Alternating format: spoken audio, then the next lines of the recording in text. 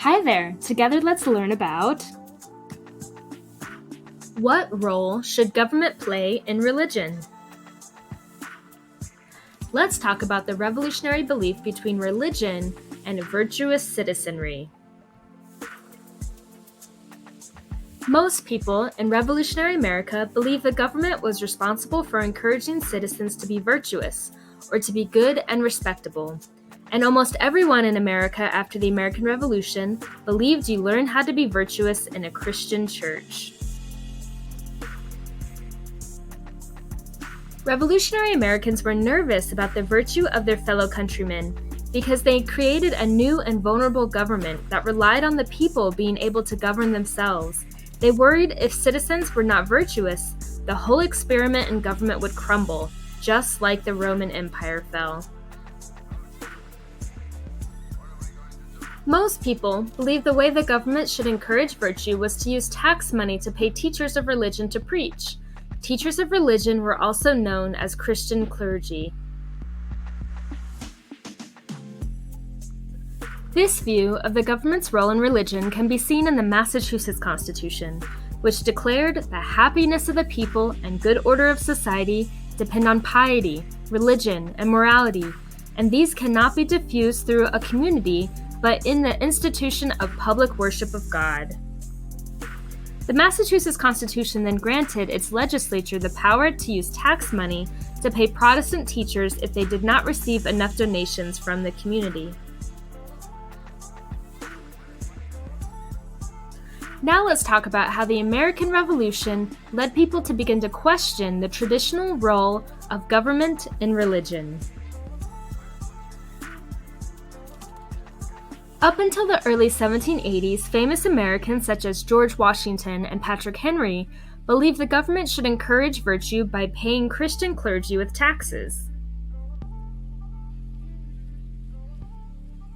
Other famous Americans such as James Madison and Thomas Jefferson advocated for the far-out view that the government should not use tax money for any support of religion.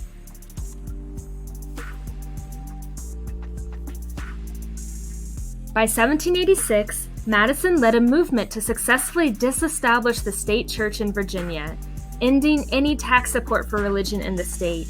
This was far out from the norm for the time. Pennsylvania, Rhode Island, and Delaware began with no established churches, while every other colony set up an established church in some form. Virginia was the first to undo the relationship with an established church. The American Revolution ushered in tremendous change for religion. People began to question the traditional relationship between government and religion. These are a few of the questions they began to ask. Should the government encourage virtue by requiring and paying for public religious worship?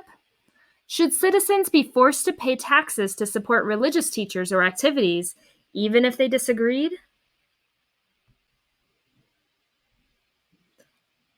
Should an individual be punished for worshiping or not worshiping in a particular way? Should all religions be treated equally, or are some religions entitled to special treatment?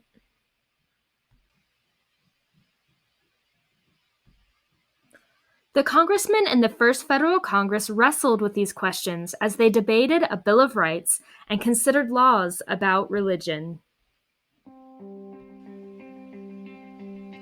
This lesson has been developed by the Utah 3 R's Project. The Utah 3 R's Project fosters an understanding of religious liberty, religious literacy, and civil dialogue through First Amendment principles, rights, responsibility, and respect. The project promotes the public's understanding of the religion clauses in the U.S. Constitution and their relationship to public schools. We thank our research partners in this project. These include Quill Project at Pembroke College, University of Oxford, Utah Valley University Center for the Study of Ethics, and 1791 delegates. Lastly, we thank the funders of this project. These include Utah Humanities, Craig and Connie Thatcher Foundation, and the Foundation for Religious Literacy.